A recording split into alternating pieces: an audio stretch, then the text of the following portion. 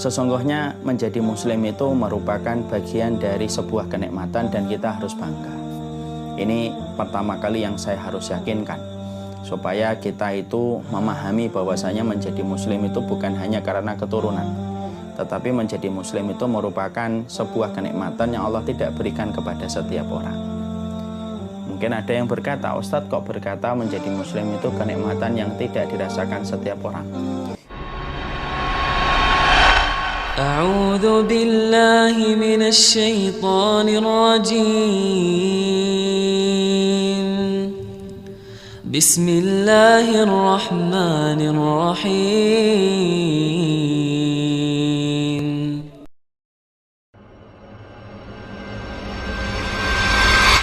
Innalhamdulillah wassalatu wassalamu ala rasulillah wa ala alihi wa sahbihi wa man tabi'ahum bi ihsan ila yaumil qiyamah. Seluruh para pengurus LDK Asy'ari Gorontalo yang semoga Allah rahmati, seluruh para sivitas akademis dan para mahasiswa dan para viewer yang ada pada kesempatan Duha kali ini. Tentunya tidak ada keberkahan pada satu perkataan dan satu perkumpulan kecuali senantiasa diiringi dengan kesyukuran kita kepada Allah. Karena sesungguhnya tidak ada yang menyempurnakan kenikmatan pada kehidupan kita kecuali adalah Allah.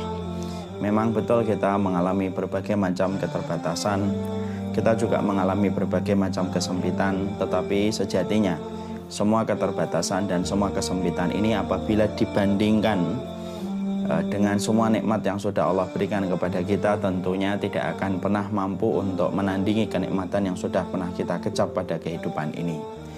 Memang betul kita akhirnya terbatas gerak-gerik kita, kemanapun kita pergi akhirnya tidak leluasa.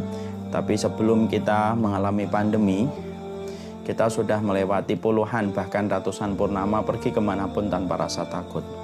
Saya tidak menafikan dan tidak mengingkari mungkin neraca ekonomi sedang turun. Banyak rezeki-rezeki yang dulu kita peroleh dengan mudah sekarang agak seret dan sekarang agak susah.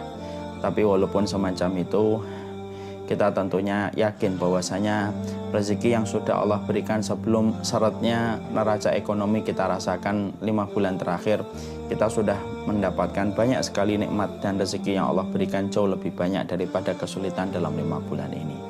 Intinya adalah semoga kita paham, orang yang beriman adalah mereka yang tidak pernah kehabisan alasan untuk bersyukur kepada Allah. Semoga kita termasuk orang yang senantiasa bersyukur apapun kondisinya dan apapun keadaannya. Kepada Allah kita bersyukur dan kepada Allah kita menggantungkan segala urusan kehidupan kita, dan semoga Allah tidak pernah meninggalkan kita. Kita pada kesempatan hari ini akan membahas tentang sebuah tema. Temanya ini bukan tema dari saya, tapi temanya permintaan khusus dari teman-teman LDK. Temanya adalah Muslim kok baperan. Saya ketika mendengar tema ini tadi malam kalau tidak salah sempat berpikir, ini yang diinginkan dari tema ini apa? Jangan-jangan ini merupakan curhatan dari teman-teman LDK, tetapi pengen diwujudkan dalam bentuk kajian. Walaupun apapun latar belakang dari tema ini ketika dipilih, setidaknya coba kita bedah bareng-bareng. Semoga yang menyampaikan adalah orang yang mendapatkan manfaat dan faedah dari apa yang disampaikan, dan semua teman-teman LDK di Gorontalo dan dimanapun berada juga mendapatkan manfaat dari apa yang kita kaji bareng-bareng. Karena salah satu kebaikan kita itu adalah ketika kita senantiasa mencintai nasihat. Dan nasihat yang terbaik itu nasihatnya Allah dan Rasulnya, bukan dari saya. Kalau saya kan hanya menyampaikan. Dan ketika saya menyampaikan ini pun nasihat ini juga untuk saya sendiri. Makanya para ulama dulu berkata, la yazalan nasu bi khairin ma damu yuhibbuna nusha. Manusia itu akan senantiasa berada pada pusaran kebaikan setiap mereka itu mencintai setiap nasihat yang ditujukan kepada mereka. Dan tidak ada nasihat yang paling baik kecuali nasihatnya Allah dan Rasulnya, tanpa tendensi, tanpa tujuan dan motif-motif tersembunyi. Kalau orang lain memberikan nasihat mungkin ada motifnya, kalau orang lain memberikan masukan mungkin ada tendensinya. Tapi kalau nasihatnya Allah dan Rasulnya adalah nasihat yang bersih, nasihat yang tidak ada tujuannya kecuali memberikan kebaikan untuk kita. Semoga kita termasuk kerumunan manusia yang suka mencintai nasihat yang datang dari Allah. Walaupun terkadang hari ini belum mampu untuk mengamalkan, semoga besok. Kalau besok belum mampu mengamalkan, mungkin lusa. tapi setidaknya dia sudah punya referensi nasihat yang bisa meluruskan hidupnya. Dan ini jauh lebih baik daripada orang yang membenci nasihat, daripada orang yang berlari dari majelis ilmu. Akhirnya dia tidak punya referensi, dan ketika dia jatuh pada titik nadir, maka yang akan menjadi pilihannya bukan nasihat yang pernah dia dengar, karena dia tidak pernah datang ke kajian. Tapi yang menjadi pilihannya kalau dia sudah jatuh dalam titik nadir, bisa jadi pelariannya pada benda-benda yang terlaknat dan benda-benda yang terlarang. Semoga kita tidak termasuk yang semacam itu. Rekan-rekan muda yang semoga Allah rahmati, rekan-rekan muda yang semoga kelak akan mengemban tugas negara dengan baik insya Allah. Sesungguhnya menjadi muslim itu merupakan bagian dari sebuah kenikmatan dan kita harus bangga. Ini pertama kali yang saya harus yakinkan, supaya kita itu memahami bahwasanya menjadi muslim itu bukan hanya karena keturunan, tetapi menjadi muslim itu merupakan sebuah kenikmatan yang Allah tidak berikan kepada setiap orang. Mungkin ada yang berkata, Ustadz kok berkata menjadi muslim itu kenikmatan yang tidak dirasakan setiap orang. Perhatikan jumlah penduduk di atas muka bumi, lebih dari 6 miliar atau 7 miliar. Di antara ramainya penduduk bumi, siapakah yang mereka diberikan kenikmatan menjadi muslim dan betul-betul mereka mengimani agama yang telah Allah berikan kepada mereka dan mengamalkan? Tidak semua orang. Dan ini menunjukkan kepada kita bahwasanya menjadi muslim itu sebuah kebanggaan, menjadi muslim itu adalah sebuah kenikmatan dan sebuah kebaikan. Dan ini merupakan nikmat yang besar yang Allah berikan dalam kehidupan kita ketika kita diberikan oleh Allah keislaman. Makanya ketika kita telah menjadi muslim dan ini merupakan bagian dari nikmat besar yang Allah berikan kepada kita, maka di antara hal yang kita lakukan ketika telah mengetahui nikmat besar ketika kita menjadi muslim, maka muslim itu bukan sesuatu yang sifatnya rendahan. Karena menjadi muslim bukan sesuatu yang sifatnya adalah pinggiran, tapi menjadi muslim ketika itu adalah nikmat besar yang Allah berikan, yang Allah tidak berikan kepada setiap orang. Menjadi muslim itu ternyata menjadi sesuatu yang besar, karena sesungguhnya mengemban tugas yang besar, itulah menjadi muslim. Makanya coba perhatikan bangsa Arab. Bangsa Arab itu sebelum tersentuh dengan Islam, mereka itu hanyalah penggembala kambing. Bangsa Arab itu sebelum tersentuh dengan Islam, merekanya, kerjaannya, aktivitasnya hanyalah perang antara kabilah dengan kabilah. Mereka sebelum mengenal Rasulullah, pekerjaan mereka adalah menanam anak perempuan. Dan mereka senang sekali untuk berzina, di mana pernikahan itu tidak lagi sakral dan tidak lagi suci di antara mereka. Itulah bangsa Arab sebelum mengenal Islam. Tapi setelah Rasulullah itu datang, menyentuh pada kehidupan mereka, dan setelah Rasulullah mengajarkan dakwah dan akhirnya para sahabat berbondong-bondong masuk Islam, perhatikan bahwasanya Islam itu membawa perubahan besar dalam kehidupan seseorang. Akhirnya Islam itu merubah seseorang Abu Bakar menjadi manusia yang luar biasa memiliki keutamaan di dalam Islam. Islam itu merubah Bilal bin Abi Robah yang asalnya budak, kemudian menjadi orang yang muadzin, bahkan terdengar suara terompah kakinya di surga. Islam itu merubah Wahsy yang membunuh Hamzah, lalu sebenarnya dia juga budak, tetapi akhirnya dia menebus kesalahannya ketika membunuh pamannya Rasulullah dengan membunuh Musailamah Al-Kadzab, orang yang mengakui sebagai nabi palsu. Intinya adalah Islam itu kalau sudah turun menjadi kenikmatan, Islam itu pasti akan merubah sesuatu yang kecil menjadi besar. Dari bangsa penggembala kambing menjadi bangsa yang besar. Sampai dalam hitungan waktu yang tidak terlalu lama, bangsa Persia dan bangsa Romawi itu kalah takluk di hadapan kaum muslimin ketika mereka tahu betapa besarnya Islam itu telah merubah kerumunan bangsa Arab yang hanya penggembala kambing menjadi bangsa yang ditakuti oleh orang-orang Persia dan orang Romawi. Makanya sampai ada satu peperangan yang melawan orang Persia itu, bagaimana orang Persia itu kalau sudah mendengar takbirnya kaum muslimin, para sahabat kalau sudah bertakbir Allahu Akbar di dalam peperangan, orang-orang Persia itu tunggang langgang ketakutan mereka, karena suara takbir itu menggetarkan hati mereka dan membuat ciut hati mereka. Makanya komandan-komandan perang, komandan-komandan militer bangsa Persia sampai membuat satu ide gila, bagaimana tentara-tentara Persia itu diberikan rantai supaya tidak kabur ketika menghadapi kaum muslimin. Makanya dikenal dengan peperangan Dhatus Salasil, peperangan dengan rantai. Kenapa?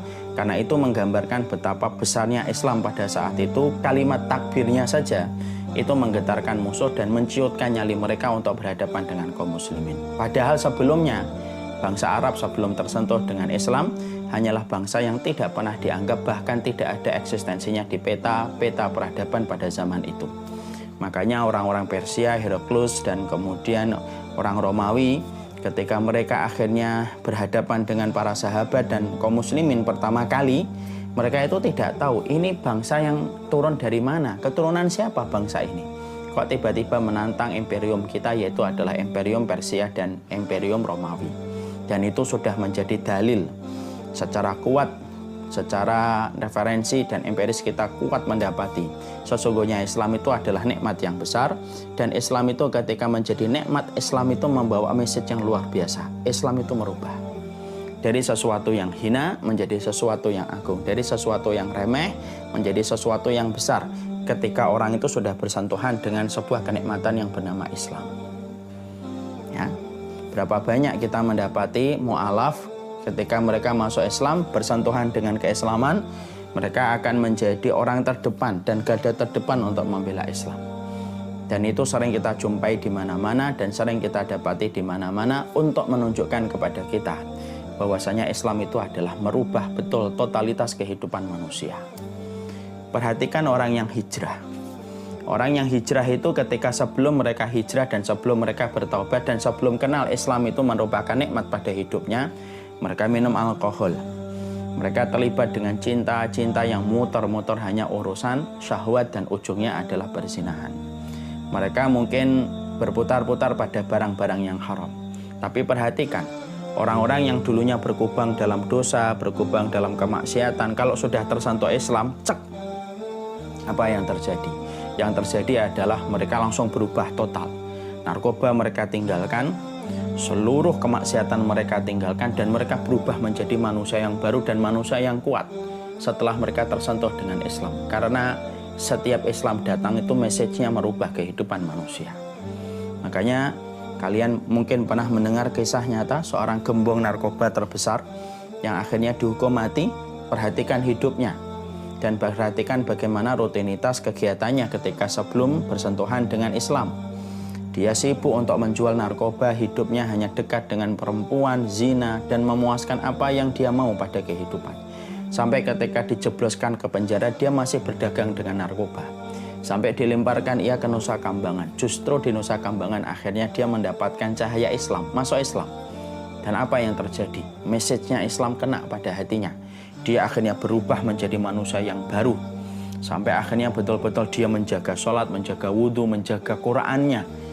Bahkan itu selalu dia jaga, senantiasa istiqomah sampai dia ditembak mati pada keputusan pengadilan ketika dia mendapatkan hukuman mati.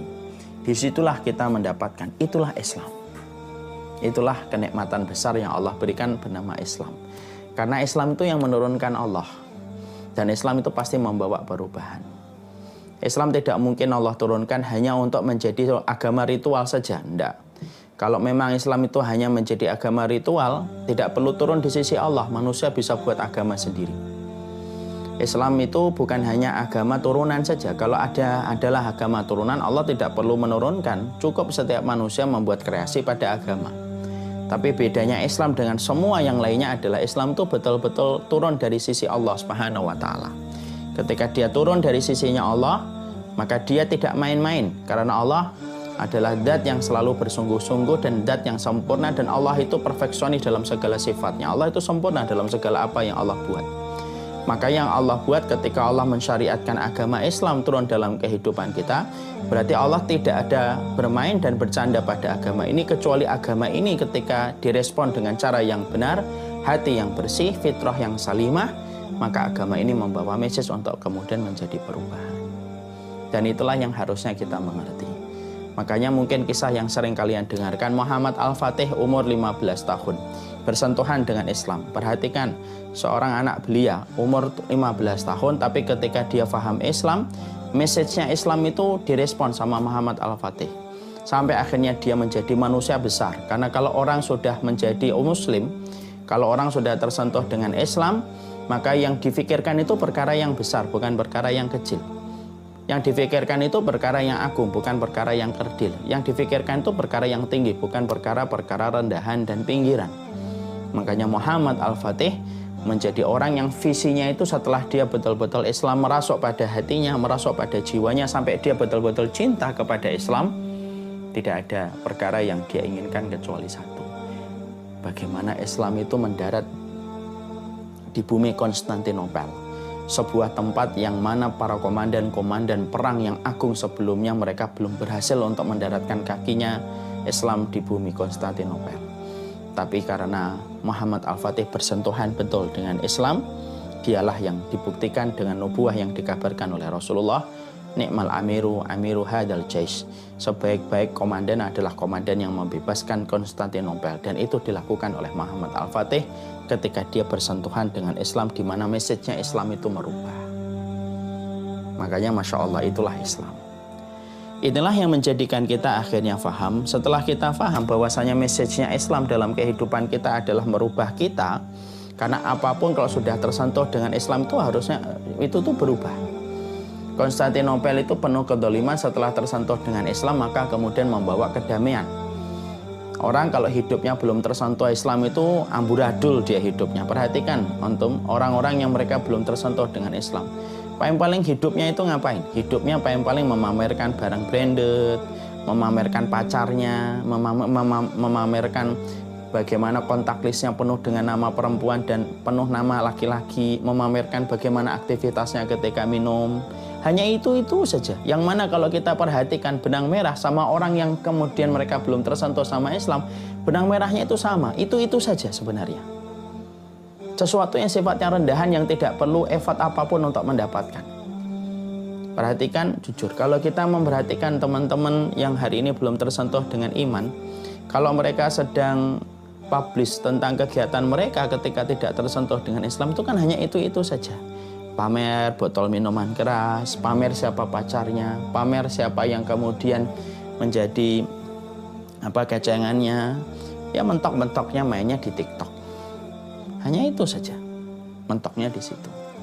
Tapi kalau orang sudah betul-betul ketika dia bersentuhan betul dengan keislaman, maka kemudian pasti ada message besar yang kemudian akan dirasakan oleh mereka. Dan ini merupakan perkara yang sejatinya harus hadir dalam kehidupan kita.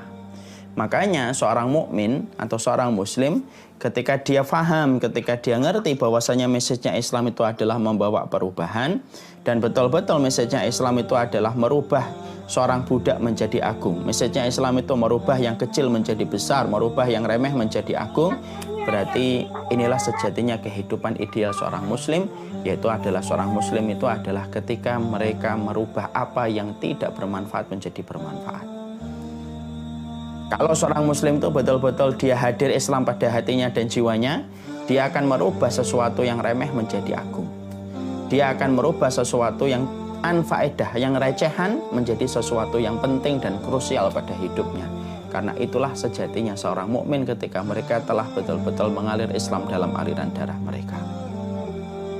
Dan inilah sejatinya yang kita harus miliki. Lah masalahnya adalah ketika kita sudah faham, ketika kita sudah mengerti bahwasanya Islam itu membawa message untuk merubah pada kehidupan kita, pertanyaannya adalah kenapa generasi muda hari ini justru mereka tidak bisa membawa perubahan? Ya. Orang tua mereka juga sudah tidak lagi punya produktivitas karena masa tua dan rentanya mereka. Tapi yang muda hari ini sebagian besar akhirnya juga tidak membawa perubahan.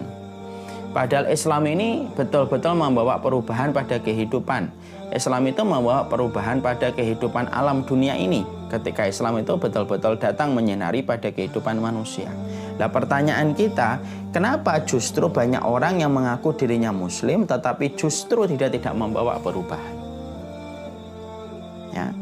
Bahkan justru ketika ada seorang pemuda itu menjadi muslim, bukannya membawa perubahan tetapi justru menambah problem-problem yang ada. Banyak anak-anak muda mengaku dirinya muslim tapi dia tidak sadar dia menjadi problem buat ibu dan bapaknya. Apa yang dilakukan itu terus menjadi masalah yang menyesakkan dada ibu dan bapaknya. Banyak pemuda-pemuda yang ketika mereka bekerja tidak menjadi solusi, tetapi justru menjadi beban dalam usaha itu. Pertanyaan kita, kenapa menjadi muslim itu yang harusnya message-nya Islam itu membawa perubahan, sebagaimana kita telah jelas melihat Bilal yang telah dirubah Islam menjadi orang yang agung sampai suara sandalnya saja terdengar di surga. Pertanyaan kita, apa sih masalahnya yang menjadikan Islam itu ketika masuk pada diri seorang pemuda tetapi tidak membawa perubahan? Dan ini yang kita ingin bedah. Maka kemudian jawabannya simpel. Kalaulah Islam itu datang pada kehidupan saya, pada kehidupan kalian semuanya, sebagaimana KTP kita adalah KTP Islam, kok ternyata Islam yang harusnya sejatinya membawa perubahan tetapi tidak membawa perubahan pada diri kita? Jawabannya simpel. Ada banyak PR, ada banyak pekerjaan-pekerjaan yang belum kita selesaikan ketika menjadi muslim, dan akhirnya message-nya Islam ketika membawa perubahan tidak mampu kita realisasikan karena kita terikat dengan pekerjaan yang sejatinya tidak pernah selesai antara kita dengan diri kita. Makanya menyelesaikan persoalan diri dan menyelesaikan PR diri kita itu penting. Supaya betul-betul Islam nanti akan bergerak secara dinamis dan indah, merubah kita menjadi orang yang luar biasa sebagaimana orang dulu mereka berubah dengan Islam. Nah, pertanyaan kita, apa sih pekerjaan-pekerjaan yang belum selesai antara diri kita sampai kemudian akhirnya kita tidak bisa membawa perubahan? Belum para ulama lalu di dalam kitab-kitab dan literasi referensi mereka itu menjelaskan kepada kita. Ternyata banyak pemuda yang mereka itu belum menyelesaikan bagaimana PR-PR besar yang ada di dalam dirinya. Yang mana kalau PR-PR ini tidak terselesaikan ya akan rumit. Tidak akan pernah berkualitas seseorang di dalam kehidupan Islamnya sampai berkualitas dia menyelesaikan persoalan di dalam dirinya. Bagaimana kita akan menjadi orang yang menyelesaikan persoalan besar kalau diri kita aja persoalannya belum kita selesaikan? Dan inilah yang kemudian sejatinya kita harus tahu. Pekerjaan-pekerjaan yang tidak terselesaikan dalam diri seorang pemuda itu apa saja. Supaya kemudian dia bisa menyelesaikan itu, lalu kemudian dia bergerak untuk merespon Islam supaya Islam betul-betul merubah dia menjadi yang agung dan besar ketika dia sudah menyelesaikan kewajibannya kepada dirinya. Yang pertama, hal-hal ataupun sesuatu yang kemudian menjadi hal yang tidak selesai dalam diri atau belum selesai dalam diri seorang pemuda atau menjadi seorang muslim itu apa? Yaitu adalah ketika pemuda dalam usia yang masih relatif belia ketika belum menikah, maka salah satu di antara PR yang tidak selesai itu adalah masalah cinta, masalah asmara dan masalah perasaan. Kalau masalah cinta, cinta, perasaan ini kok tidak selesai, maka sesungguhnya ketika dia tidak tahu bagaimana menyelesaikan masalah perasaan hatinya, ketika dia harus berhadapan dengan salah satu tarikan magnet yang ada pada jiwanya, yaitu adalah masalah perasaannya, maka ketika manusia itu tidak mengerti bagaimana menyelesaikan masalah cintanya dan perasaannya, maka dia akan terlibat terus dengan perasaannya dan tidak ada waktu yang lain untuk berpikir dalam perkara-perkara yang lainnya karena semua waktunya habis untuk dihabiskan dalam masalah tentang perasaannya. Nah, tentunya kita paham ya, Ustadz, setiap orang kan memang memiliki perasaan. Betul, Islam tidak pernah melarang kita memiliki perasaan.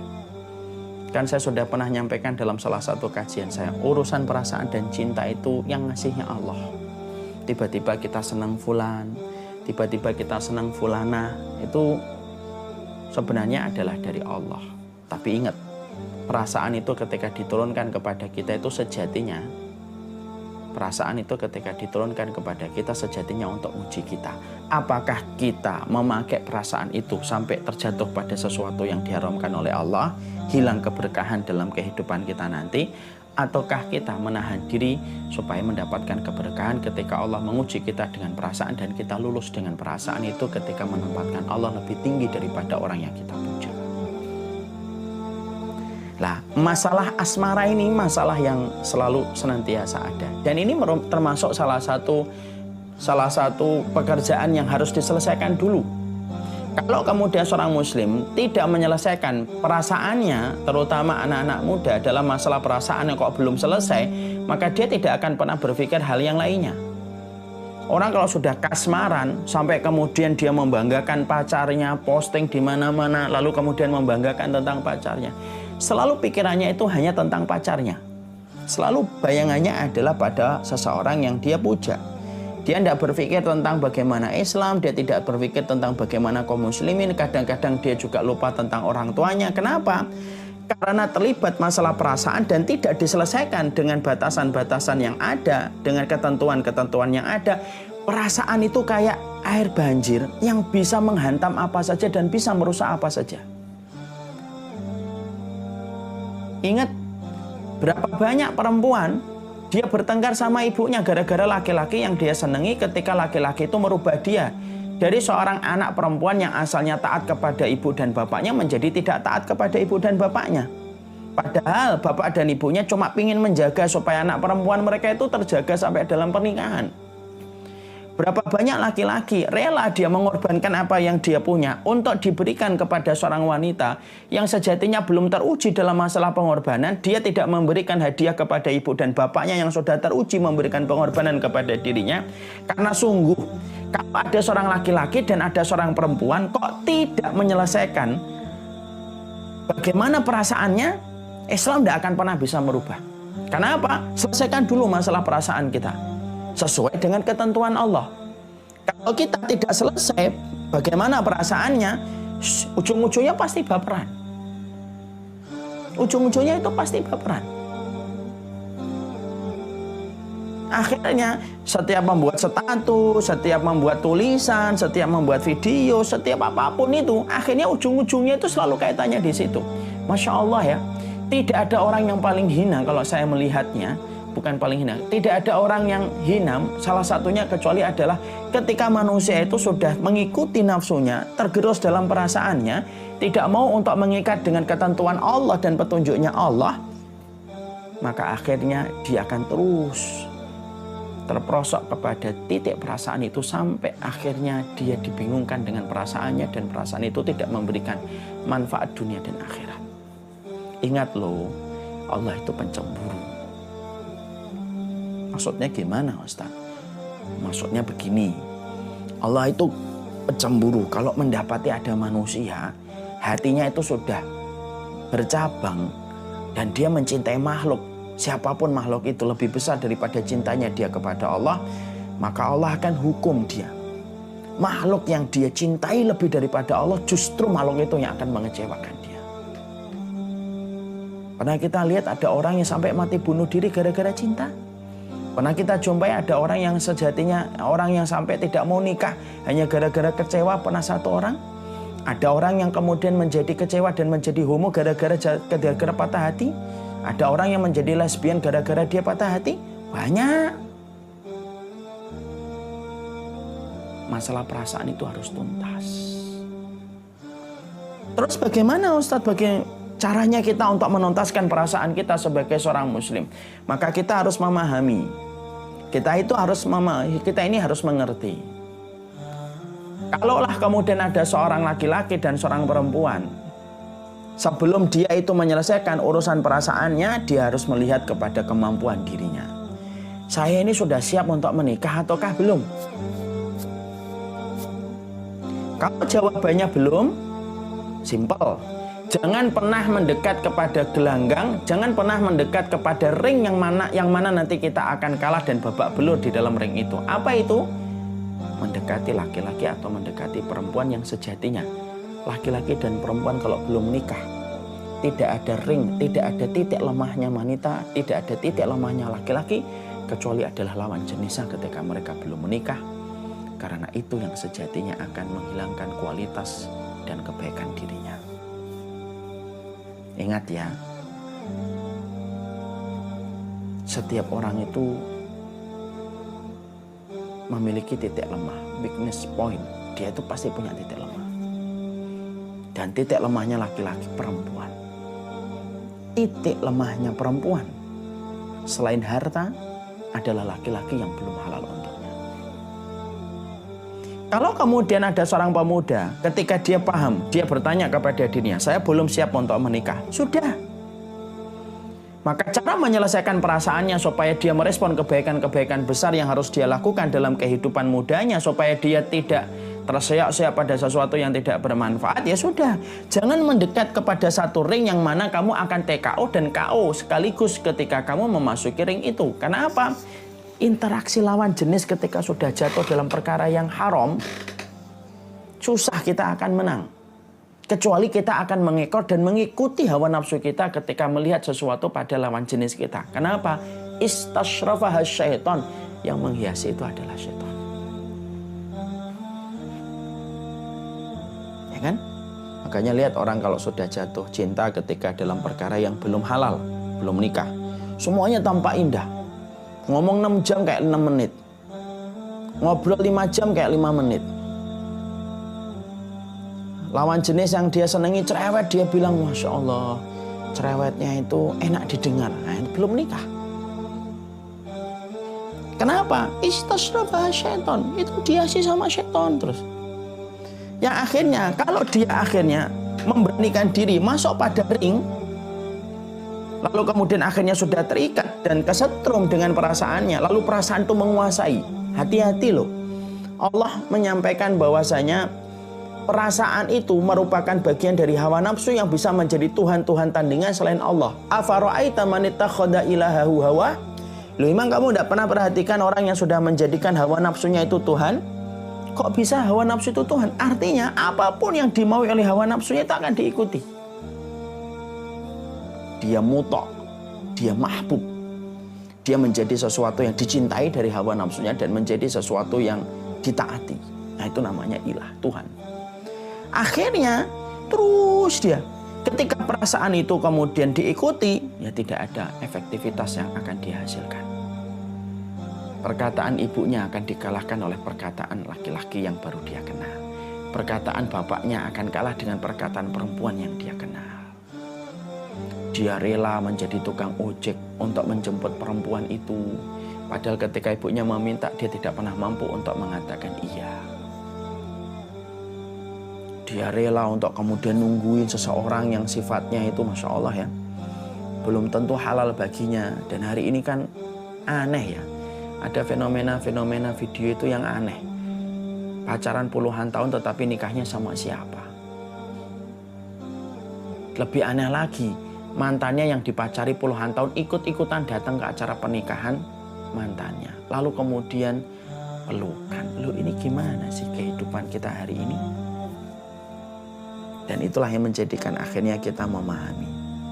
Perasaan itu harus tuntas. Kalau tidak tuntas, maka akhirnya kita yang akan tersiksa dengan perasaan itu. Makanya kalian ini kalau kemudian tidak ingin menjadi muslim baperan, supaya message-nya Islam itu betul-betul hadir ketika membawa perubahan, pertama selesaikan dulu perasaanmu dengan caranya Allah. Jangan menyelesaikan masalah dengan caranya manusia. Karena apa? Caranya manusia itu menyelesaikan masalah dengan banyak masalah. Selesaikan perasaanmu dengan caranya Allah. Caranya Allah itu gimana? Jangan mendekat kepada zina. Jangan mendekat kepada perkara yang ujungnya bisa menjadikan kamu berzina. Kalau memang kamu belum siap menikah, ya sudah, tutup segala perkara yang bisa mengarah kepada perkara-perkara yang akan memasukkan kita pada ring, di mana ring itu kita akan TKO dalam pertandingan ketika kita tidak akan menang. Itu yang harus dilakukan. Sudah, tutup. Fokus kepada cita-cita akhirat dan cita-cita dunia yang belum kita dapatkan. Ya. Yang kedua, kalau kondisinya ada seseorang ketika dia bertanya sama dirinya, saya sudah siap menikah. Siap, sudah, bismillah, ambil peran itu, ambil bagian itu, carilah dengan cara yang benar supaya tidak berlarut-larut. Datangi orang solih, datangi orang yang baik, kenali teman-teman dan circle-circle yang ada di sekitarmu, yang dia punya saudara yang baik karena kamu kenal abangnya atau kamu kenal adiknya, orang yang baik, kamu tahu bagaimana keluarganya yang baik. Selesaikan dengan cara yang baik. Ikhtiar, minta kepada Allah supaya kemudian kita diberikan oleh Allah jodoh yang terbaik. boleh nggak saya meminta namanya, saya sebutkan namanya Ustaz? Boleh meminta namanya. Sebagaimana ada seorang sahabat meminta untuk dinikahkan dengan Aisyah binti Thalhah Sukainah, maka kemudian dia menyebutkan nama dua wanita yang membuat dia ingin menikahi dua wanita itu. Boleh. Segera. Dan jadikan nanti pernikahanmu bukan hanya pernikahan biologis, tapi jadikanlah pernikahanmu adalah pernikahan ideologis. Selesaikan. Dan jangan menganggap bahwasanya pernikahan itu merupakan batu, merupakan air yang memadamkan semangat dan gelora cita-cita seorang pemuda. Enggak. Banyak orang mengatakan, kok nggak nikah? Iya, nanti saya belum mendapatkan ini dan belum mendapatkan itu. Justru pernikahan itu akan mendekatkan kita kepada apa yang telah kita cita-citakan, karena pernikahan itu memberikan motivasi yang besar yang tidak didapatkan sama orang yang belum menikah. Nanti ketika sudah menikah, kalau saya ditanya, apa perasaan pertama Ustadz ketika pertama kali dulu sudah menikah? Ketenangan. Tapi kan cobaannya nikah banyak. Betul. Pertanyaan saya balik, emang hidup di dunia itu mana yang tidak ada ujian? Manakah episode kehidupan kita yang tidak ada cobaan? Nggak ada. Orang yang jomblo pun banyak cobaannya. Tapi ada yang tidak didapatkan sama orang yang tidak menikah dibandingkan orang yang sudah menikah. Orang yang sudah menikah itu tenang. Dan kalau dia betul-betul menjaga pernikahannya, setidaknya fitnah-fitnah perempuan teredam ketika dia mendatangi istrinya dan mendatangi suaminya. Maka menyelesaikan perasaan ini penting. Kalau sekarang, ikhwan-ikhwan, saudara sobat-sobat mudaku, hari ini kalian itu berada di tengah pusat peradaban, di tengah-tengah pusaran peradaban, di mana peradaban-peradaban yang hari ini ada itu mengkondisikan kita supaya kita itu menjadi budaknya cinta. Jadi seakan-akan yang paling gede dalam urusan hidup kita itu cinta saja. Makanya sinetron selalu ujung-ujungnya cinta. Film Bollywood ujung-ujungnya cinta. Bahkan film Korea kalau diperhatikan benang merahnya itu apa sih? Masalah cinta. Ada bos senang sama kemudian office boy. Ada anak yang miskin, perempuannya miskin, nanti lakinya kaya. Atau sebaliknya, perempuannya kaya raya. Pengusaha-pengusaha yang memiliki banyak perusahaan, nanti lakinya orang miskin. Itu saja. Dan kenapa semuanya itu selalu mendewa-dewakan masalah cinta? Karena mereka tahu betul manusia itu kalau sudah ngikutin perasaan, pertahanannya itu paling lemah. Ketika mereka sudah jebrok pertahanan mereka, lalu diajak untuk berputar-putar terhadap perasaan, akhirnya tidak ada hal yang berkualitas dilakukan ketika mereka sudah tergerus dengan berbagai macam narasi-narasi yang disampaikan. Jadi akhirnya yang difikirkan itu memikirkan cowok yang lucu itu apa? Memikirkan cewek yang lucu itu bagaimana? Dan itulah yang sejatinya kita harus mengerti. Makanya hal pertama yang harus diselesaikan supaya betul-betul Islam itu membawa perubahan dalam diri kita. Karena satu kebanggaan kita itu adalah ketika kita telah menjadi muslim, tolong ya diselesaikan urusan perasaan kita dengan caranya Allah, bukan dengan caranya kita. Siapapun yang telah menyelesaikan urusan perasaannya dengan caranya Allah, Allah pasti muliakan. Allah pasti akan selesaikan. Dari apa yang menjadi perkara yang sering membuat orang itu tidak berkualitas hidupnya. Sedih ya kalau masalah perasaan itu tidak kita selesaikan dengan caranya Allah. Banyak perzinahan. Padahal kalau dipikir-pikir zina itu yang paling rugi siapa? Perempuan. Perempuan ketika zina dibuka kancing bajunya oleh laki-laki tanpa ada komitmen dan pengorbanan serta effort apapun. Modalnya hanya naik motor, hanya naik mobil, itu pun mobil orang tuanya, motornya juga masih motor orang tuanya. Anehnya lagi, jajanin pacarnya juga masih atas nama uang, pakai atas nama uang bapak dan ibunya. Lalu dia berhadapan dengan perempuan yang sudah terikat perasaannya ketika dia tidak menyelesaikan perasaannya. Dia buka kancing bajunya dan dia serahkan yang paling berharga kepada laki-laki tanpa effort yang dia lakukan laki-laki itu. Kalau Islam kan enggak. Islam tuh jaga betul seorang perempuan. Kalau pengen nyentuh, hati-hati. Nikahin dulu baru bisa nyentuh. Melatih bagaimana setiap orang itu bertanggung jawab. Makanya pernah ada satu dialog itu. Orang itu mencoba untuk mendiskreditkan Islam. Orang yang kena Islamophobia. Islam itu diskriminatif sama perempuan. Loh kok kenapa bisa mengatakan itu? Iya, menyentuh perempuan aja nggak boleh. Nah, dialog ini terjadi di Inggris. Lalu orang Islamnya berkata, kita punya ratu namanya Ratu Elizabeth. Boleh nggak kita nyentuh setiap warga dan setiap rakyat Inggris untuk menyentuh Ratu Elizabeth dan bersalaman? Oh nggak boleh. Terus gimana kalau pengen salaman sama Ratu Elizabeth? Harus sesuai dengan protokol kerajaan. Muslim itu ketawa dan bangga. Kami memperlakukan perempuan dan wanita kami lebih daripada kalian memperlakukan ratu-ratu kalian. Insya Allah.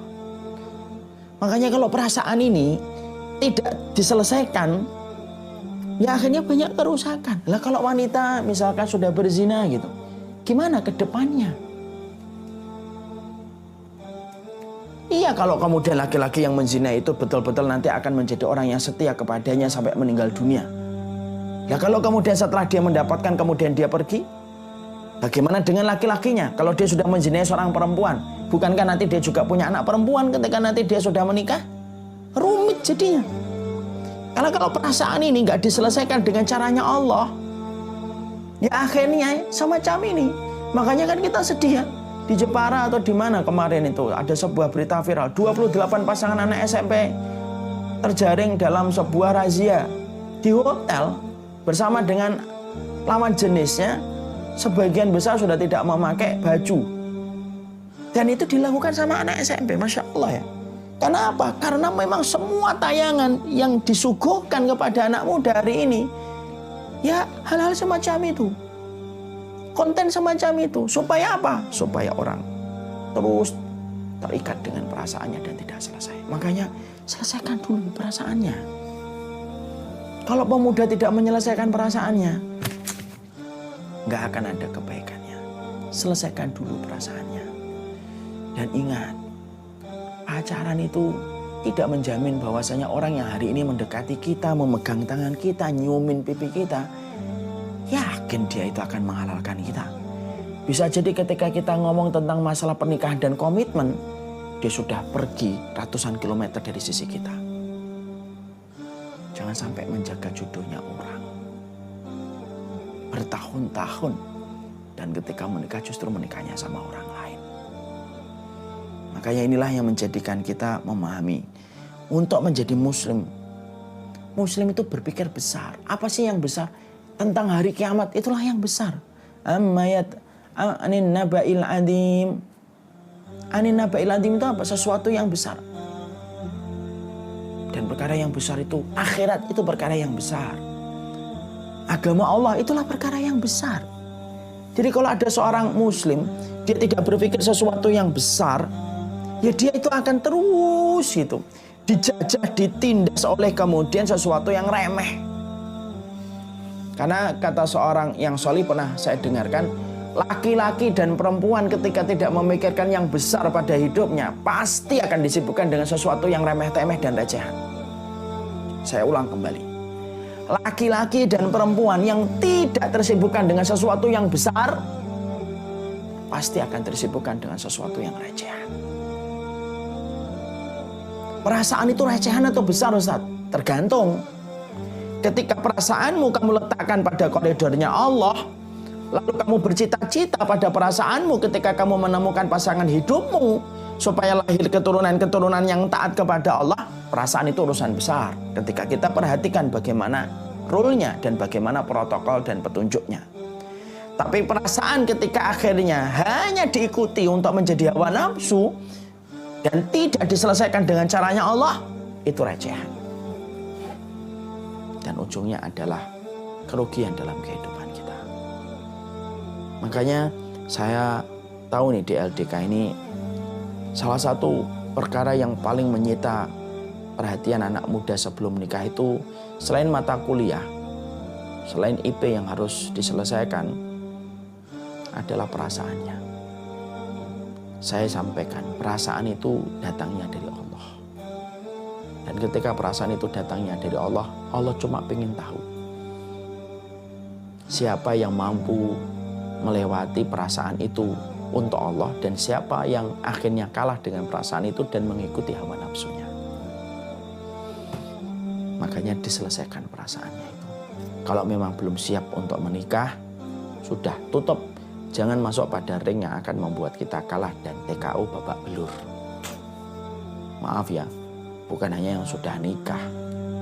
Orang yang sudah nikah umurnya 50 tahun itu kalau sudah terkena virusnya, titik lemahnya, yaitu kepada perempuan yang tidak halal atau laki-laki yang tidak halal, itu bisa berubah kayak anak kecil.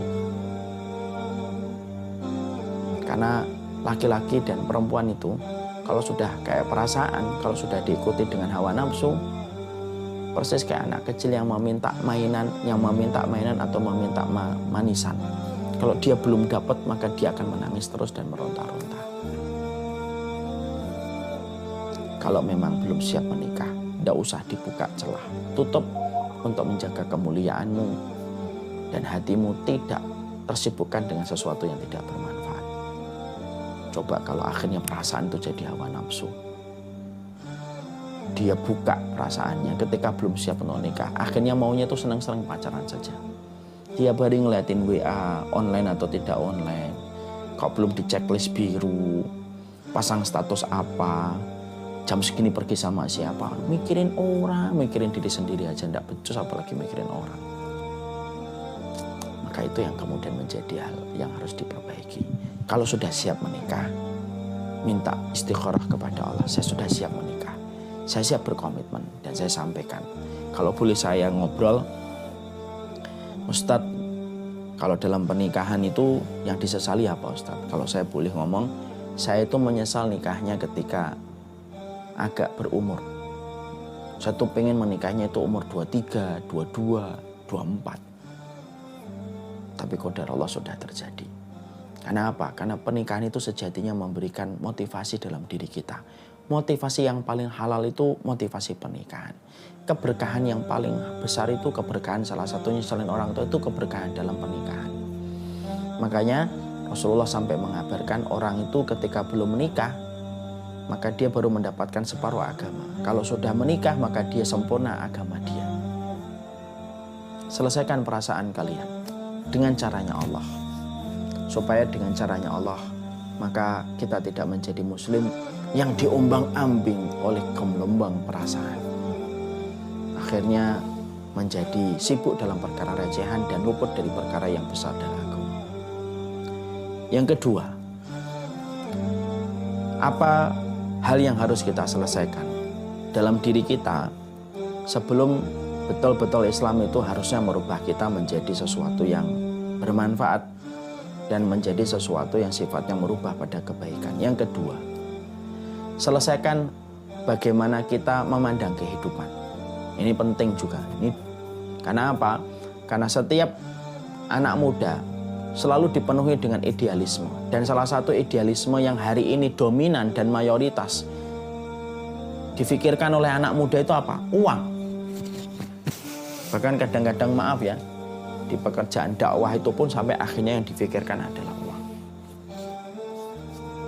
Padahal yang kita harus mengerti ketika kita berusia pada usia muda, idealisme untuk memiliki kekayaan dan cita-cita supaya nanti kaya boleh, tidak terlarang.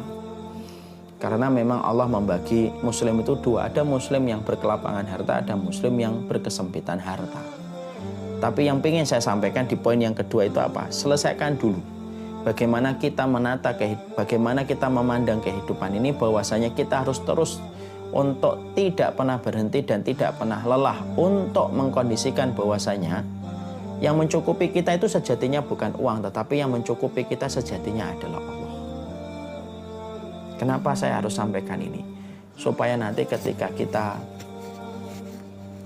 perjalanan hidup kita tidak terkena insecure hanya gara-gara kita sering membandingkan kehidupan kita sama orang. Hari ini kan gitu ya. Katanya salah satu fenomena yang hari ini banyak menimpa kepada anak muda itu insecure. Dia merasa tidak percaya diri, membandingkan hidupnya sama orang lain, membandingkan hidupnya sama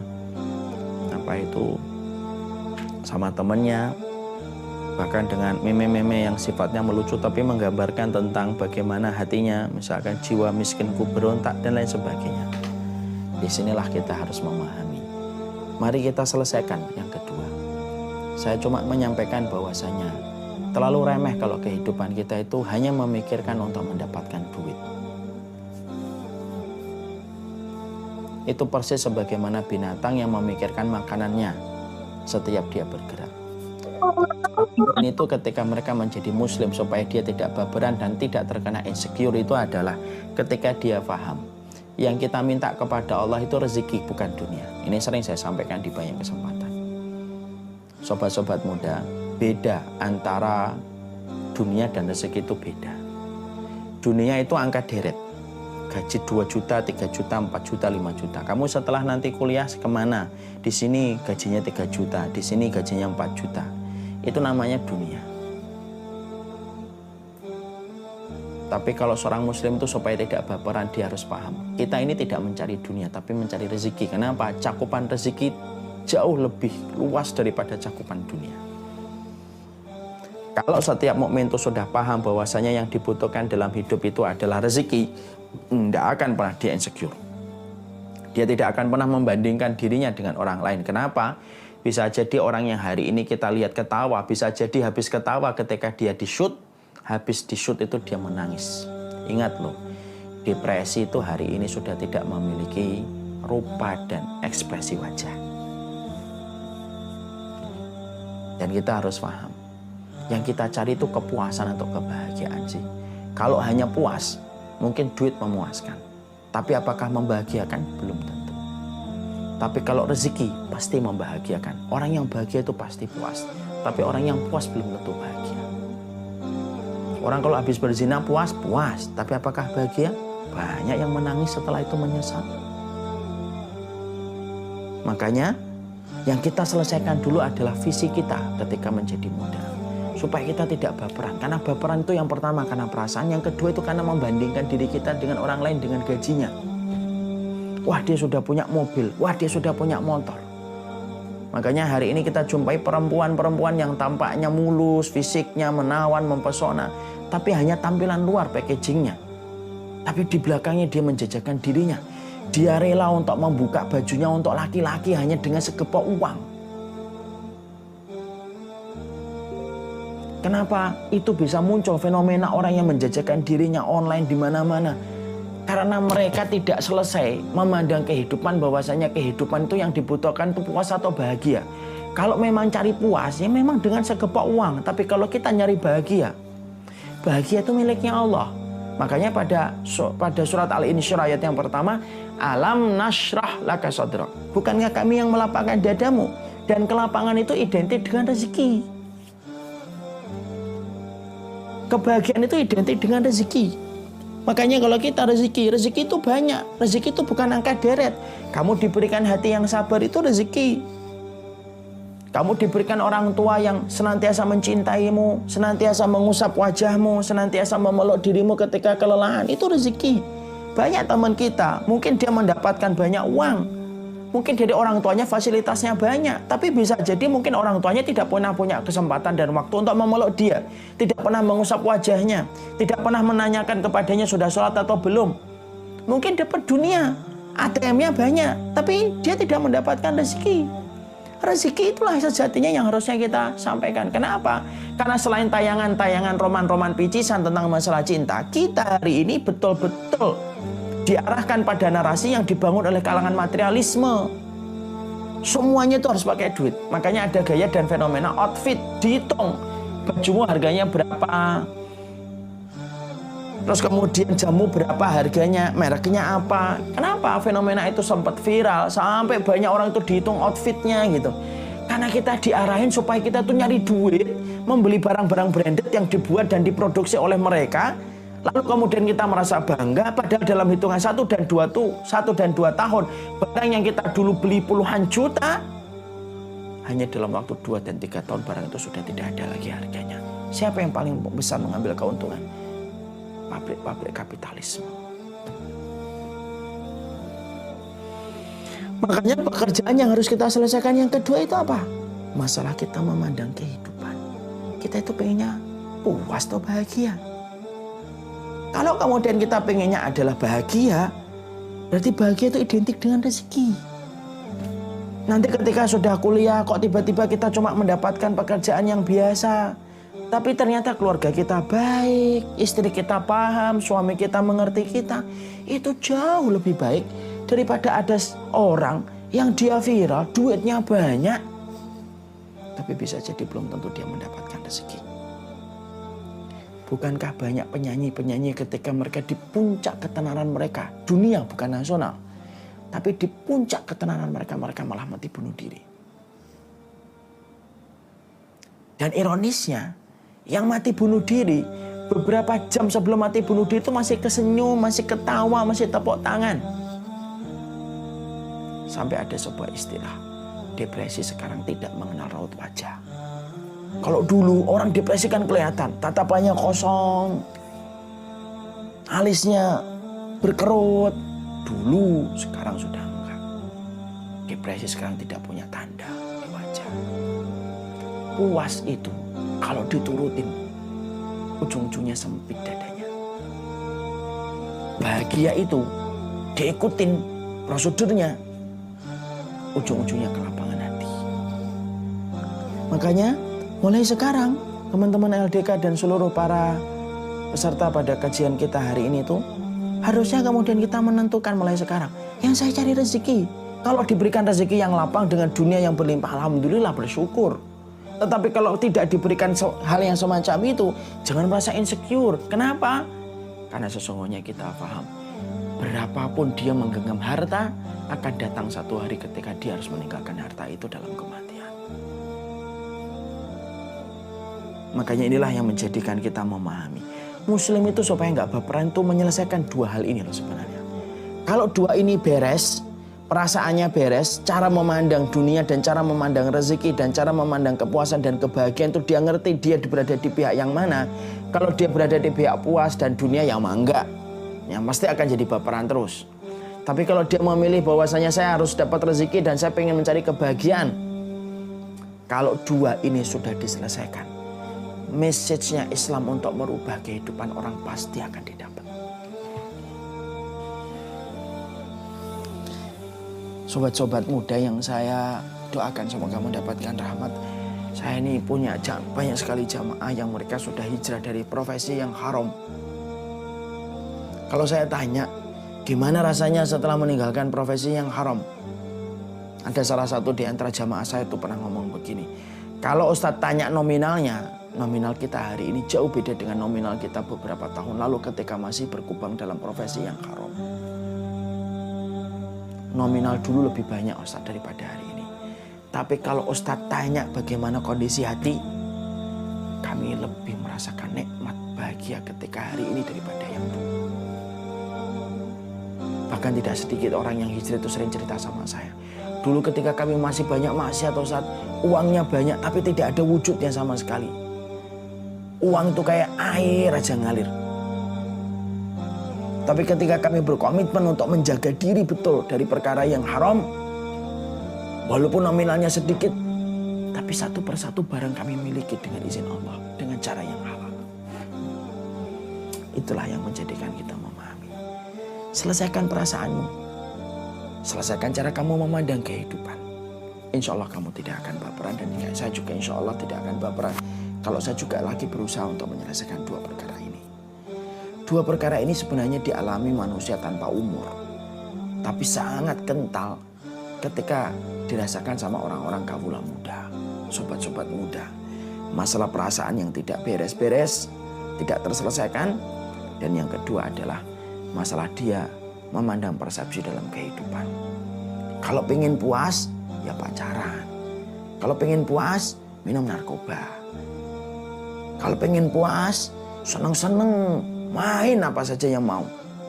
Tapi ingat loh, puas itu ada waktunya. Ujungnya pasti kesempitan. Bahagia itu konsekuensi yang berat, tapi ujungnya pasti manis. Nah, inilah yang menjadikan kita, semoga kita senantiasa diberikan oleh Allah kebaikan. Semoga antum-antum semuanya diberikan oleh Allah kekuatan untuk menyelesaikan dua. Selesaikan masalah perasaanmu dengan caranya Allah. Selesaikan cara kamu memandang persepsinya kehidupan dengan persepsinya Allah. Karena seorang manusia itu yang paling baik, manusia yang menyelesaikan urusan dunianya dengan cara langit. Cara langit itu adalah caranya Allah. Dan pasti akan memberikan kebaikan pada kehidupan kita.